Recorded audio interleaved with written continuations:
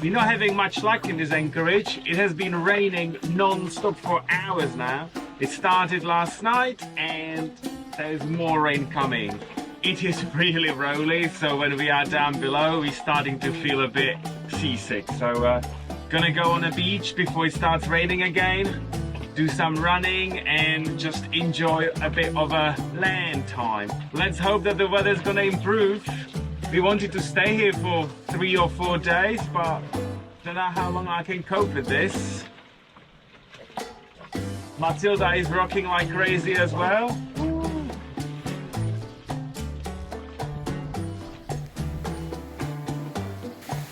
Well, we were expecting a bit of rain today, and it happened during our workout. Nothing stops us. Another day in paradise, huh? I know. Well, at least we've saved water on today's shower. It's for free and it's wonderful. The sea is a bit choppy though, so it's definitely better on land here than on the boat in dry. It was a wonderful workout. You know, I actually love running in the rain. It's so refreshing.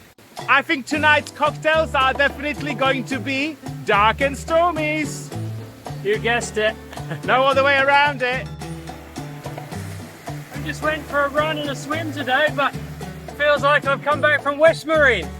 Look what I found, just sitting there on the beach. Someone sadly lost this overboard, but it looks brand new. Partially deflated, but no holes. I think this will be great for Bohemia's next raft up. Oh, hang on, we need to empty that water. Oh, that's for me.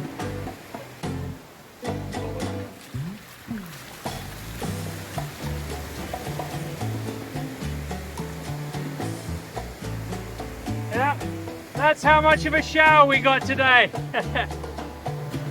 That was only in last 45 minutes. The water looks lovely, but I'm not so sure I want to get wet. I might just give it a try. Oh. That was a good one. I'll get you for that first, mate.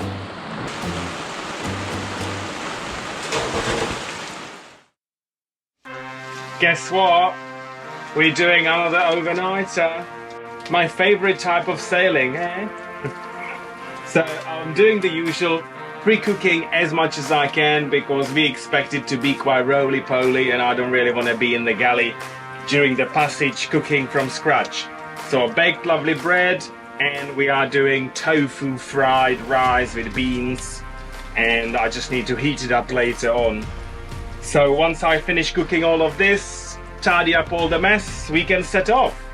It's gonna be around midday departure, which should get us to the destination around 8 AM, if all goes well. At least we're gonna be eating well on the passage, eh? So all hands on deck in the galley. I don't know where to jump first, you know, cooking all of this. I've got so much dishes to do as well. But some other crew members on this vessel, shocking, just shocking. I'm in the middle of some important captain business here. I know it doesn't look like it, but I'm planning every last detail of this journey out and watching the weather. It's a tough job, but someone's got to do it. I've always said I should have studied harder at school so I could do more planning rather than the plebs work here. There you go, kids. You heard it here first. Study hard and you'll only have crew management and planning to deal with. But at least you can do it from the comfort of your dog bed. Ridiculous. We've got a First Mates for Justice moment right here. I'm having a Captains for Dog Beds moment right here. It's much more fun. The way he's going, it's going to be a captain in a doghouse moment very soon. Well, we're about at departure time, minus about 1 hour. And as you may have guessed, it's flat calm. There's no wind anywhere to be seen. We've spent 2.5 days in this anchorage and we've had way too much wind, no shelter, and the boat's been rocking around like crazy. But of course, with half an hour to go to departure, it's just as still as it's ever been. It's looking gorgeous, great time to enjoy the island and stop. But we've made plans and we have to be inside this river bar entrance before the weather comes in and before the swell picks up. So under normal circumstances, we may have stayed another few days and enjoyed this gorgeous place. But the weather waits for no man, and time to move on. From here on the bow, I can see all of the 75 feet of anchor chain that we left out, all the way up to the anchor. It's quite amazing visibility and pretty shallow water as well. It's a wonderful spot, Escudo, but you really need to choose your weather window to visit this place carefully. The anchorage leaves a lot to be desired in terms of shelter.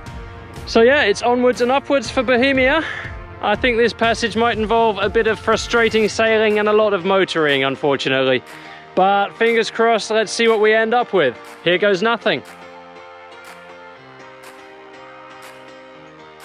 Well, it's departure time, and of course the rain has come. This might be the moment I say I'll be down below if you need me. And don't you dare saying you need me. Because I may be suddenly deaf. Very hard of hearing. When his mouth opens, my ear shuts. Just a good job my mouth doesn't open as often as some people on this vessel, isn't it? So yeah, see all that darkness and the clouds? That's exactly where we're heading. For 24 hours. First mate leapt into action at any talk of getting the mainsail out. Looks like he still remembers how. I do.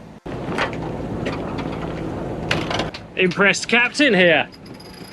Looks like this voyage is going to go smoothly. Okay, bearing away. Beautiful. You know what they say, when you want something done, do it yourself. Well, if that's the first mate's new policy, things are looking up for El Capitan over here. Let's hope he wants a lot done today. I think we can get the gin out as well. It's actually quite windy here. I can feel it in my hair.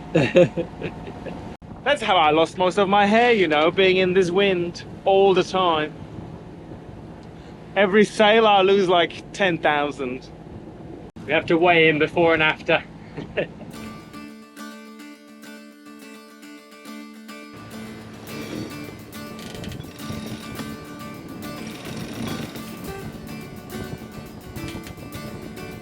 Looking good, we might be able to sail this thing after all.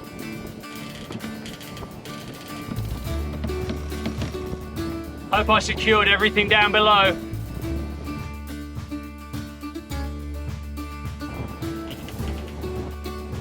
Straight into the storm.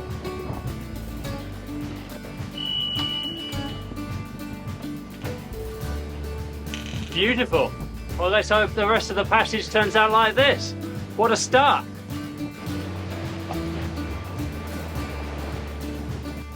So we are heading towards Colón, but before we arrive in the Shelter Bay Marina, we really want to go inside of this river called Chagres River.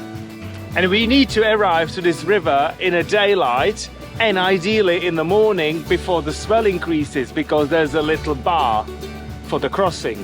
So we worked out that we need to go 5 knots as our average speed. So hopefully we could do that under sail. We can definitely do it under the engine, but you know, it will be criminal to have the engine on in this beautiful windy weather. I don't mean beautiful, I just mean windy. That actually looks quite scary. Definitely brighter where we came from.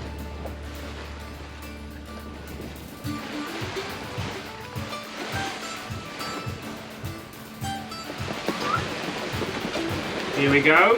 First squalls coming up. The trick is little and often. I like little and often of everything. Sometimes even a lot and often. There you go. Oh no, that's mine. There. It's less, you know. Speaking of little, that was the captain's portion. Thank you. I'm on a diet. I'm on a seafood diet. I see food and I eat it.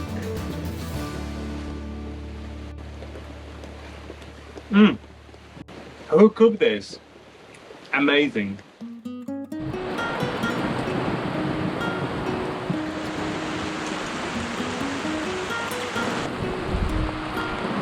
Really coming down now in buckets.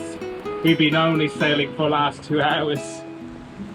21 hours to go. I'm praying to all my gods that it's gonna stop, especially overnight.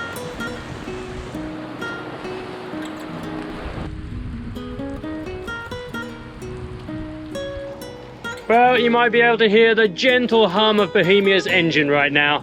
As you can see, the rain stops and it's turning into a lovely day, but unfortunately it took the wind with it. It is what it is, we're making progress. First mate's happy. Extremely. At least it's not raining. Yeah, suddenly all his urgent business down below came to an end. My urgent business is here now. Overseeing what the El Capitan is doing. Shambles.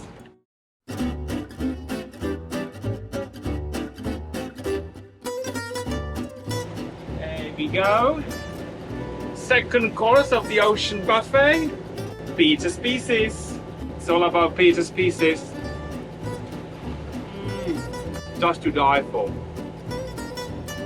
It's a raw cacao from the chocolate farm with some peanut butter, almond flour and crushed nuts. A bit of coconut and a bit of rum. Can't do without rum. Try one of these weird things that's ended up on my plate, shall we? Well, they're very slippery. Not very good.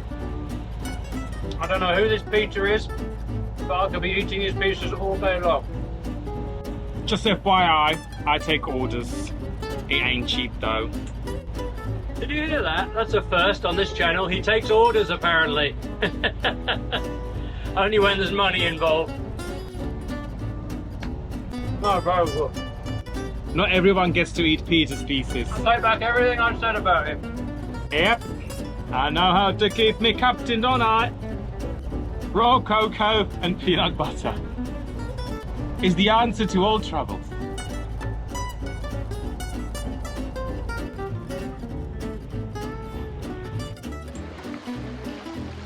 The wind came back. It's 8 knots just from Broadreach, so we just rolled out the Genoa and harvesting of it as much as we can. Swell is picking up, which I hope is not going to cause us any problems tomorrow when we're trying to cross the bank into the river. But some of the waves are pretty huge. Captain is resting, as always. First mate on watch. I don't know what went into those Peter's Pieces, but the captain's feeling very tired all of a sudden. I lace them with diazepam. That's the secret ingredient.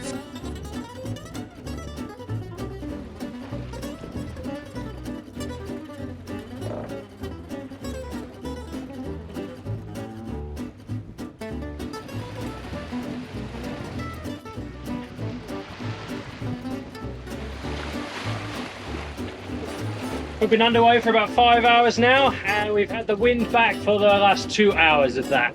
There's a few little squalls on the horizon, but nothing looks too threatening at this point. I dare say we're going to get another shower or two before 70 miles of passage is over though. Just in time to wash off all my sins for the day.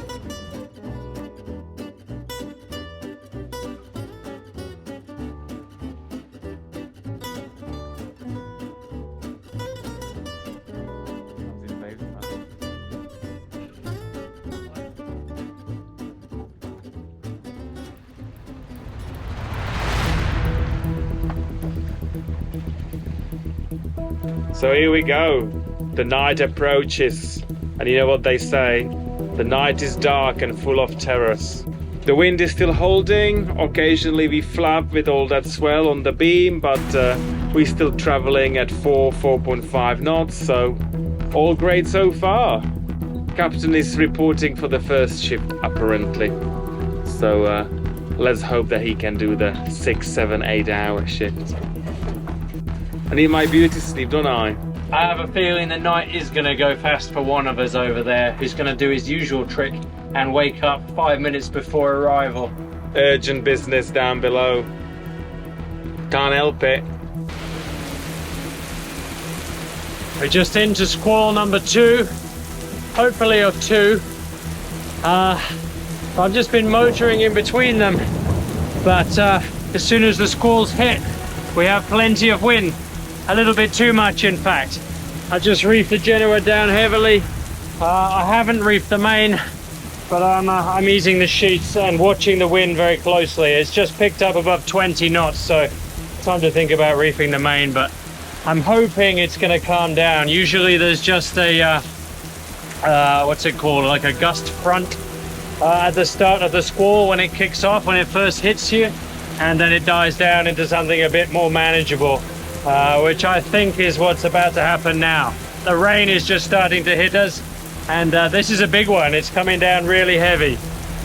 So hopefully it won't be too long-lived. At least on the plus side, we're making great speed. We're just flying along. We've got about 1.5 knots of current with us, and this squall is bringing, as I say, like 20 knots of wind. So we're making good progress at least. Let's see what happens. First mate, of course, is still tied up with his urgent business, but I'm sure he'll show his face soon. This passage is going quite well, I would say. The only thing that I'm a bit worried about is the sea with all these confused winds and squalls. It's quite whipped up, and we're kind of banking on calm seas to get through this river bar crossing when we arrive in the morning. Worst case, we're going to have to go around the corner, cut our losses, and go into Shelter Bay. Luckily, that's only a half-day sail away, so not too bad. But we'll stick our nose in the morning and see how brave we're feeling. Hopefully that's the last of the squalls that we've got now, and it's just beating for the rest of the night. We're on squall number 5, I think. Doesn't look like there's anything more coming after that one. This has turned into a bit of a nightmare of a passage. Quite unpleasant, the last 25 miles. And the last 18 that we have to go before we get to our destination don't look any better either. The saving grace is that we still have 1.5 knots of current with us, so even through these rough seas we're really making good progress. But the wind is right on the nose now, so I've had to motor for the last 10 miles, and I think we're going to have to motor the whole rest of the journey. It's also looking pretty unlikely that we'll be able to get into the river with the seas all chopped up and in this terrible state. The downside of the current, of course, is that we now have wind on the nose, which is blowing dead against the current and really tearing up the sea state. It's quite uncomfortable just sitting here. So first mate has come up to take the captain off watch for a little bit. I'm going to try to catch up on a couple of hours of sleep before we go and have a nose at this river mouth and see what we can do with it. Next time on Sailing Bohemia, the first mate wraps up his urgent business down below, and we find out what the river bar has in store for us. Special thanks in this episode go to our latest patrons for always taking Bohemia's weary crew to the bar in time. Thank you to Ian from Boston, who is planning his grand sailing adventure down the US East Coast. Ian, thank you so much, and here's to you. Champagne for everyone. If you've been enjoying our episodes and want to fuel the first mate's bad behavior, follow the link on screen to find out more. See you next time.